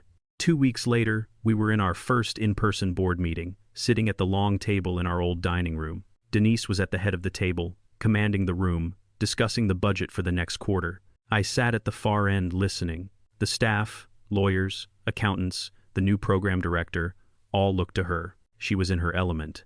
She was a leader. In the middle of her presentation on a new microloan initiative, there was a knock. It wasn't on the front door. It was on the side door, the old service entrance by the kitchen. It was hesitant, almost a scratch. Denise paused, annoyed. "Mike," she said to the security manager at the back of the room, "can you see who that is? We are not accepting walk-ins today. Tell them to schedule an appointment." Mike nodded and left the room. We heard the side door open. We heard a muffled male voice, low, pleading. Then Mike's firm response, "I'm sorry, sir. You can't be here. You need to leave." The man's voice rose slightly, just enough for us to hear. "Please, I just need to talk to her. To one of them, please." Denise sighed, frustrated by the interruption. "Mike, what is it?" Mike reappeared in the doorway. He looked deeply uncomfortable. His face was pale. "King," he said, his voice low. There's a man here. He's asking to see you, or Mr. He says it's personal." "I'm in a board meeting," Denise said, her voice sharp. "Tell him to leave. If he refuses, call the police." "Ma'am," Mike said, taking a step into the room. I think you need to see him. It's Darius King."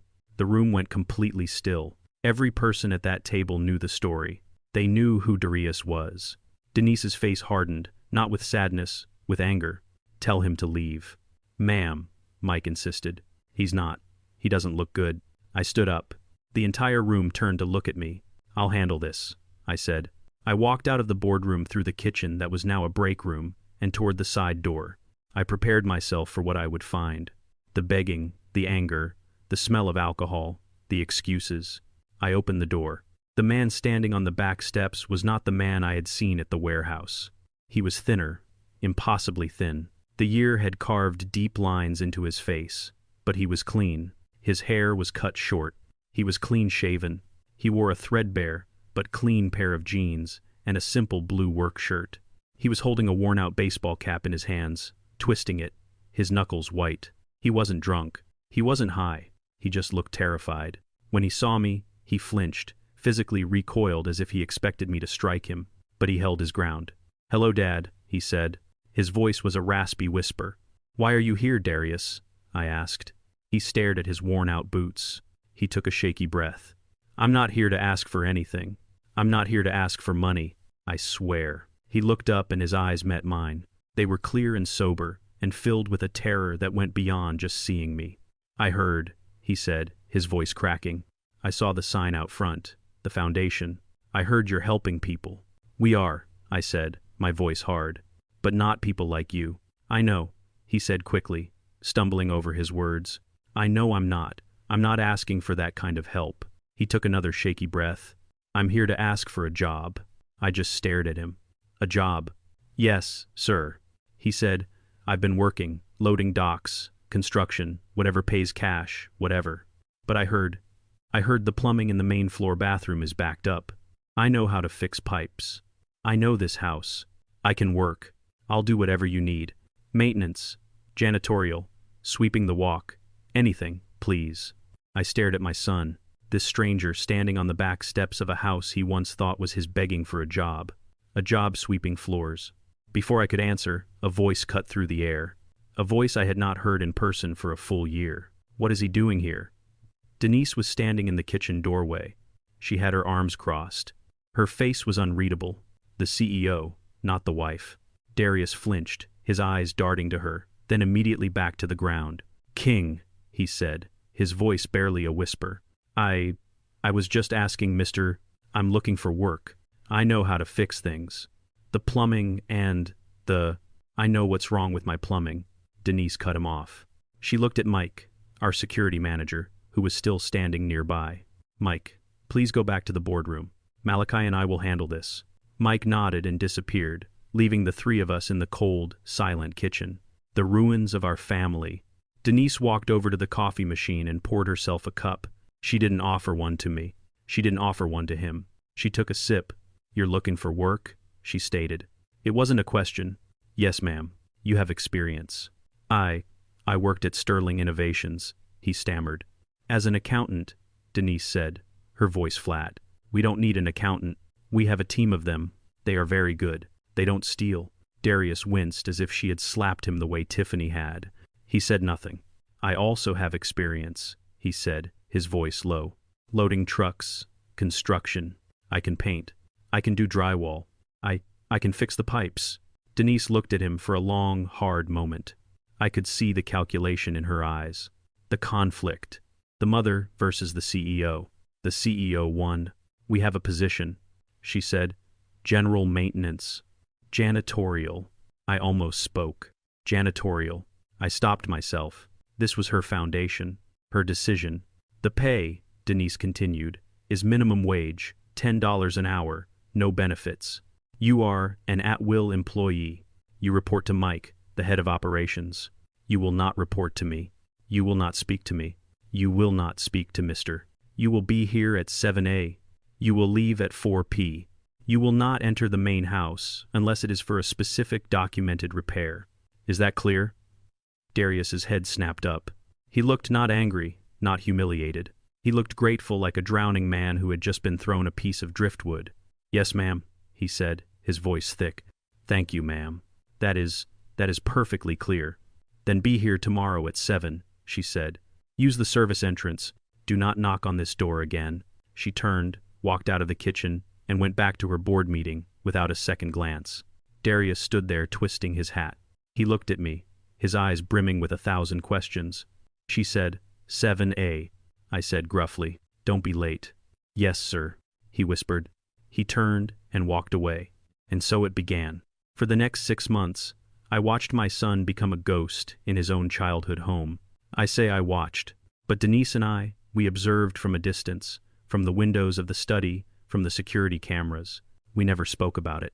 We discussed the foundation's budget, the school in Kenya, the new legal cases, but we never ever spoke about the man who arrived every morning on the bus wearing work boots and carrying a metal lunch pail. He did his job. He did it without a single word of complaint. I watched him spend a whole day in the crawl space, fixing the pipes that had been leaking for years. The same pipes I had asked him to look at when he was still playing the part of the successful son. He came out covered in filth, but the pipes were fixed. I watched him mow the lawn, the same lawn he had tried to seize. I watched him eat his lunch, a sandwich and an apple, alone on the back steps. The staff was polite to him, but distant. They all knew the story. They knew who he was. He was a pariah, a living, breathing, cautionary tale. He was the first to arrive, the last to leave. He never asked for more money. He never asked for a different job. He just worked. He was paying his price just as he said. One day I saw him in the yard raking leaves. Denise was in the boardroom, which had a large window overlooking that part of the lawn. She thought I couldn't see her, but I did. She stood at that window for almost 10 minutes, just watching him work. Her face was a mask.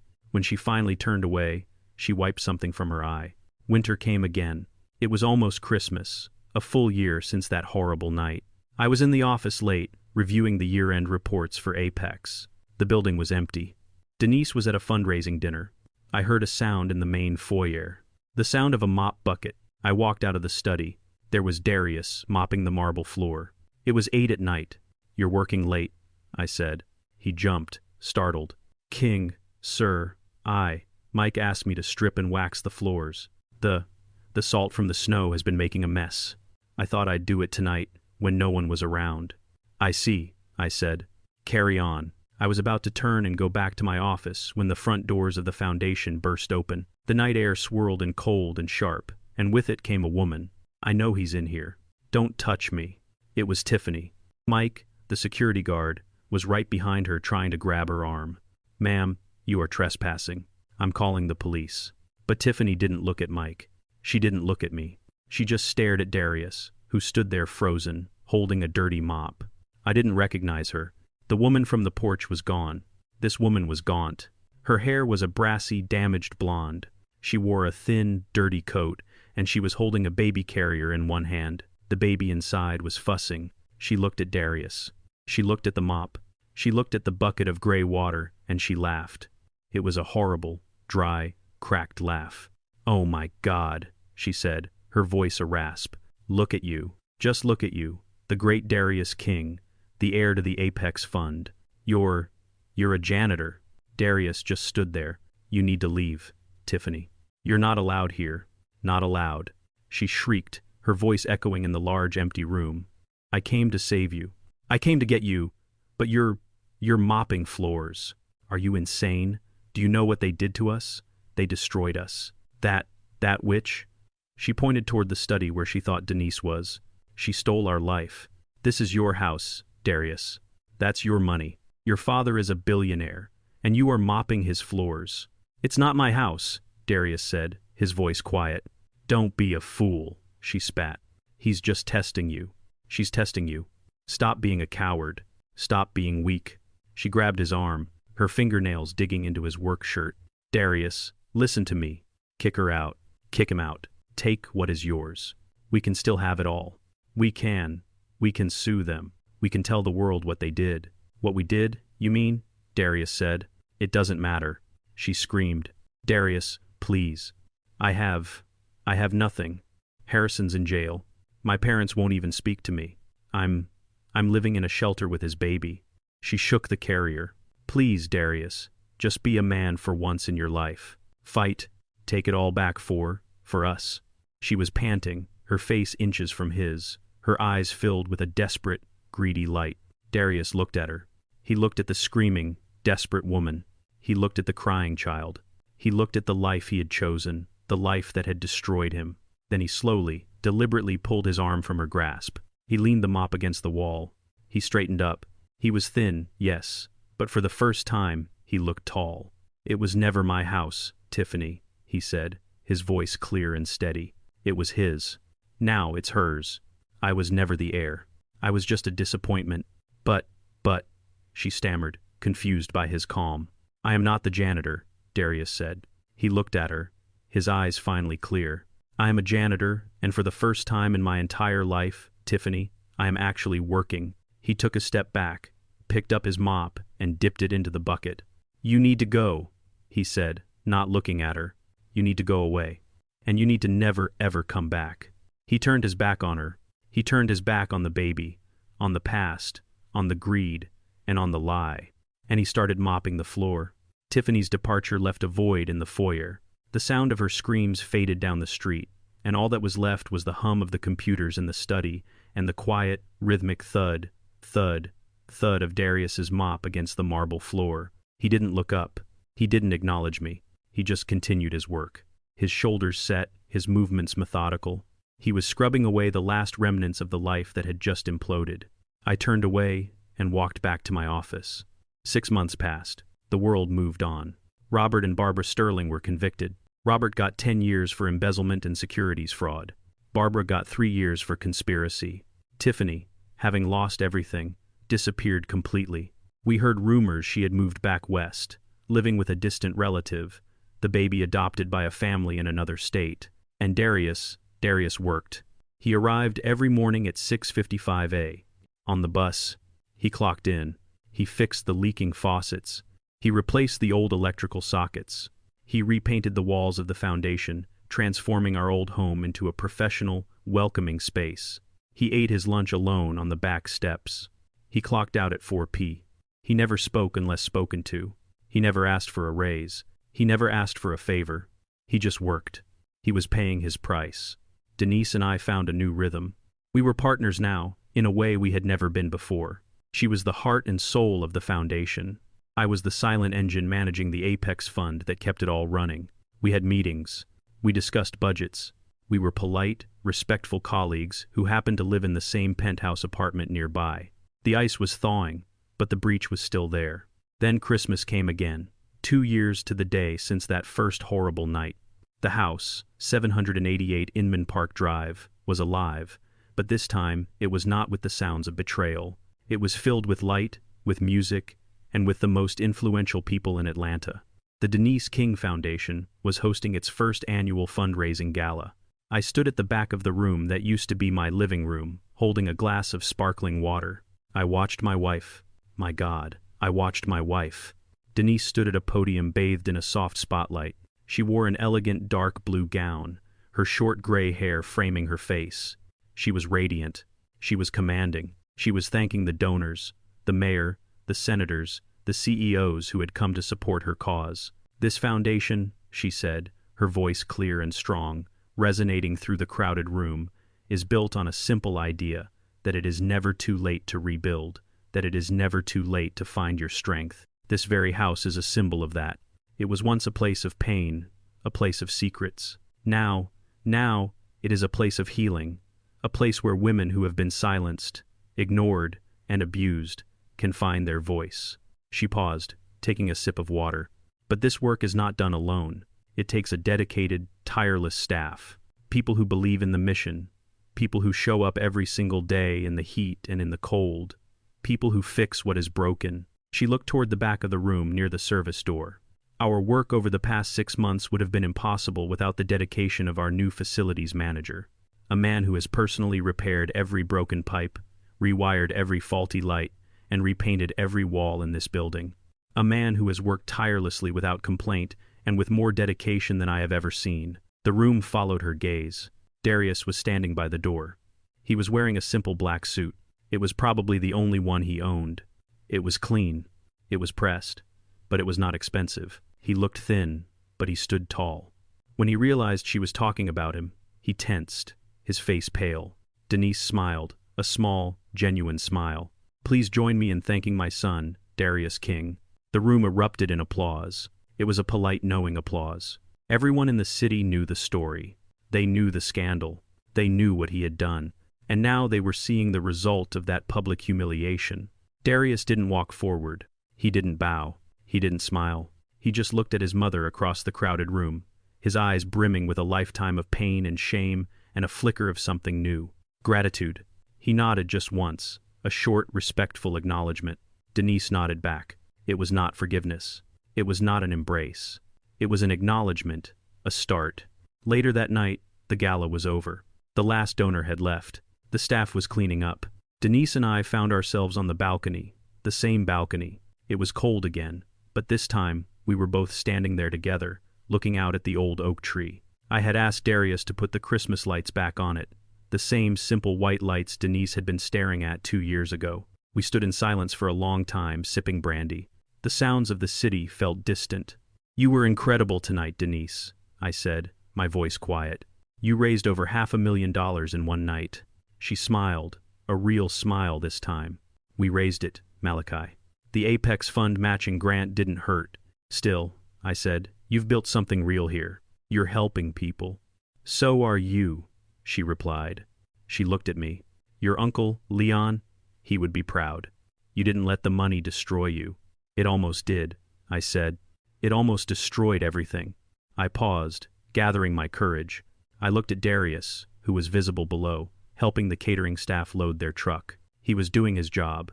"That was a powerful thing you did," I said, acknowledging him like that in front of everyone. Denise watched him, her face soft in the glow of the Christmas lights. "He earned it. He hasn't missed a day. He hasn't made an excuse. He hasn't asked for a single thing." "No, he hasn't," I agreed. I looked at my wife, the woman I had lied to for 45 years, the woman who had found a strength I never knew she possessed. "Do you forgive him, Denise?" I asked. The question that had been hanging between us for a year. "Can you?" She didn't answer right away. She continued to watch Darius, who was now picking up a piece of trash that had blown onto the lawn. "Forgive," she said, testing the word. "That's such a simple word for such a complicated thing." I don't know, Malachi. I look at him, and I don't see the man who stood on that lawn screaming with Tiffany. I don't see the boy who betrayed me." She sighed, a cloud of breath in the cold air. "I just see a man who is trying every single day to be better than he was. He's paying a price I didn't ask him to pay. He's paying it to himself. How can you not respect that?" She turned to me. "I spent a year in Africa, Malachi. I watched women who had lost everything, their husbands, their children, their homes, build new lives from nothing. Forgiveness, it isn't a switch you flip. It's not a destination you arrive at. It's a journey. A long, hard, painful journey." She looked back down at Darius. I'm on the journey. But he's doing so well, Malachi. He really is. And this time he's doing it all by himself." I looked at my son, stacking chairs in the cold, and I looked at my wife, this powerful, incredible woman beside me. And I finally understood what Robert had never learned, what Tiffany could never comprehend. I reached out and took her hand. It was strong and warm. "No," I said, "he's not doing it by himself." Denise looked at me, her eyes questioning. "This time," I said, squeezing her hand, "he has us. Both of us, honestly." She looked at me for a long moment. Then she squeezed my hand back. We stood there on the balcony under the Christmas lights. We weren't the rich man with the secret. We weren't the broken, crying wife. We weren't the victims of a greedy plot. We were just Malachi and Denise, partners. And for the first time in our long, complicated lives, there were no more secrets. This story is a powerful lesson in the consequences of secrets and the true meaning of strength. Malachi's secret, intended to protect his son from the curse of wealth, instead made Darius weak, resentful, and ashamed, turning him into a perfect target for the greed of his in-laws. It shows that hiding the truth, even for good intentions, often creates the very weakness we fear. The story also teaches that a life built on deceit and materialism like Tiffany's and Robert's will inevitably collapse. True wealth was not the money Malachi had hidden, but the integrity Denise found and the dignity Darius had to earn back through hard, honest work. What would you have done in Malachi's place? Let me know in the comments below.